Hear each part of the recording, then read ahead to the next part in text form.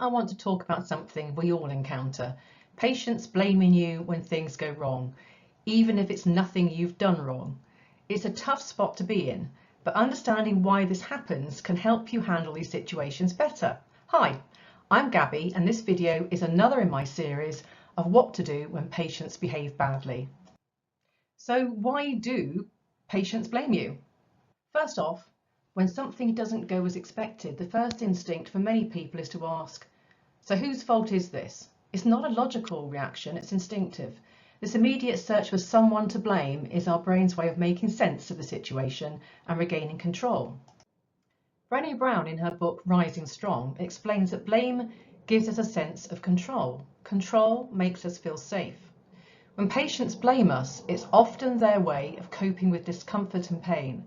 It's a natural, albeit not always productive, response to stress and fear. They might be scared, anxious, or frustrated because their health, something that's very personal to them, feels out of their hands. Brené Brown says blame is simply the discharging of discomfort and pain. It has an inverse relationship with accountability.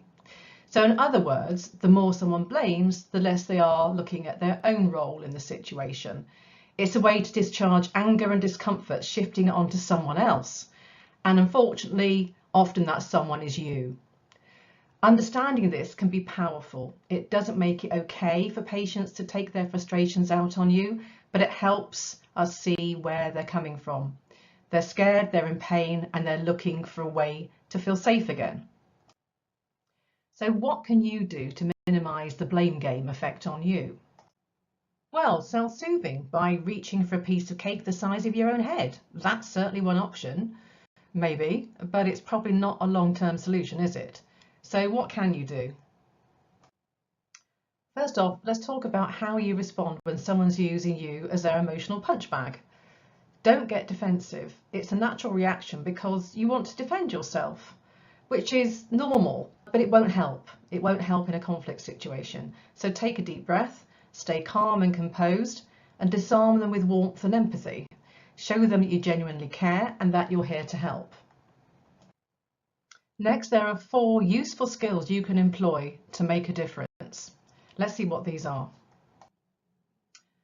First of all, you know from your own experience that patients are much easier to manage when you let them talk and vent and finish explaining their reason for their frustration. So as a reminder, don't interrupt, overtalk, or make excuses. Sometimes patients just need to be heard. So let them vent and show that you understand their feelings without interrupting them. In simple terms, listen more and talk less. Time spent listening to a patient is an investment that pays dividends. Also, don't try to hurry them in the interest of expediting the call or query. In my experience, and I'm sure you've experienced this yourself, interrupting patients and making them feel hurried results in just the opposite outcome. Number 2 is take ownership of the situation and stay accountable. In short, taking responsibility and ownership for the patient's problem. This doesn't mean you're accepting blame for something that isn't your fault. It means acknowledging their feelings and concerns and committing to helping find a solution. By showing empathy and understanding, you're demonstrating that you care about their experience, even if the issue wasn't caused by you. Demonstrating a willingness to assist can help to de-escalate the situation and build trust. Speaking confidently is also very important and will help the patient accept what you are saying. Avoid phrases that sound uncertain, like the best I can do is, or all I can do is, as these are disempowering for you and suggest that someone else might be able to do more, prompting the patient to ask for that person, quite likely your manager. So instead, use a phrase such as I can.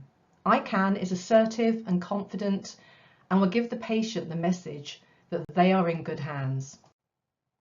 Number 3, don't make excuses. Patients don't want excuses, they want solutions. You know what it feels like when someone offers you excuses and all you want is your problem solved. Making excuses can be like waving a red flag in front of a bull. It might escalate the situation and add fuel to the fire. Instead of making excuses, focus on listening to their concerns and addressing their issues directly. This approach can help calm the situation and show that you are taking their problems seriously. Number 4, provide solutions. Guide them towards a resolution. Offer what you can do to help and show them that you're on their side.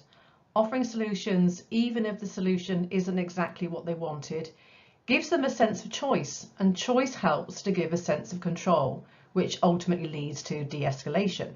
So be aware that they may still be agitated at this stage. So ask questions, don't issue demands. So don't say something like, you should.